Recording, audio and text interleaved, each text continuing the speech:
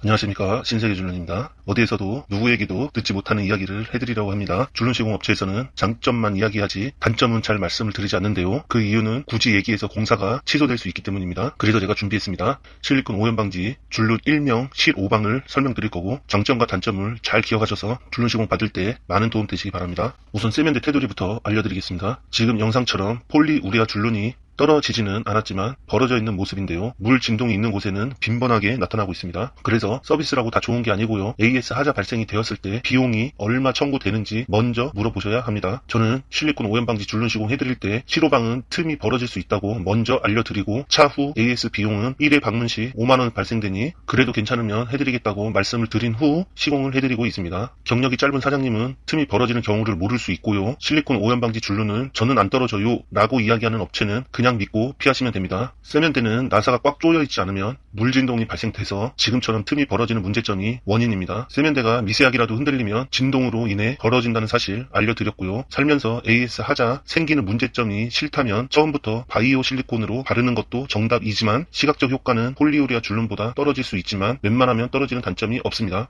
아니면 세면대 틈 사이를 막지 말고 그대로 두는 방법도 있습니다. 폴리우레아 줄눈으로 세면대 테두리 돌려도 물때와 곰팡이는 생길 수 있다는 것도 알아두세요. 많은 고객님들이 줄눈하면 곰팡이가 안 생기는 줄 알고 계시더라고요. 안 생기는 게 아니고 방수 효과가 뛰어나서 청소가 백시멘트보다 편하고 곰팡이는 잘 생기지 않는다는 것은 사실입니다만, 청소를 자주 안 하면 곰팡이는 생길 수 있다 라고 확실하게 알려드립니다. 그래도 한 달에 한 번 정도만 줄눈 표면을 닦아주시면 곰팡이도 안 생기고 청결하게 사용하실 수 있습니다. 그렇지만 한 달에 한 번 청소가 정말 쉽지 않다는 것을 저도 알고 있습니다.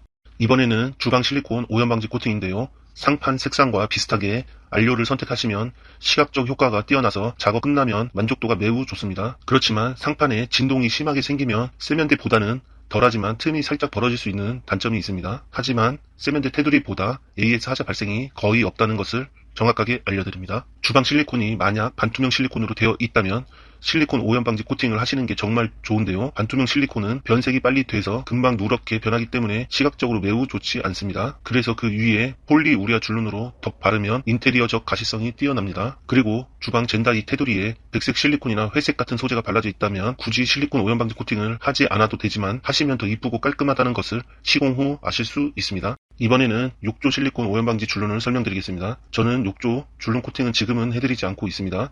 저도 불과 4년 전까지는 모두 해드렸고요.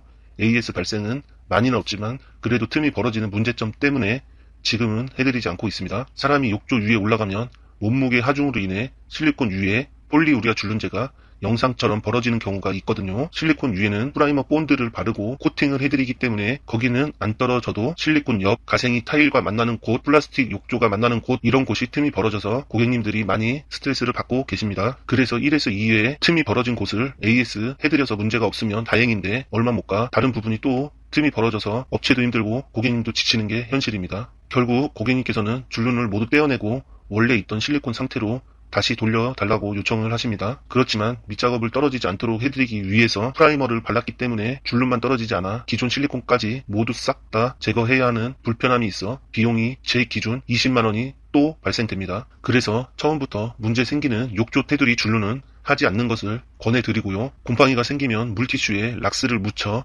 놓으시는 게 더 좋다고 생각합니다. 결론은 욕조 테두리 실리콘 줄눈 코팅하지 마시고 4에서 5년 정도 지나고 모두 제거하고 다시 내항균성이 좋은 바이오 실리콘으로 바르시면 더 깨끗하게 관리하실 수 있습니다.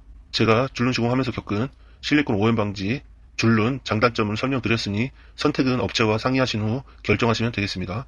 오늘도 영상이 도움이 되셨다면 구독과 좋아요 눌러주시면 다른 고객님에게 도움이 되실 수 있습니다.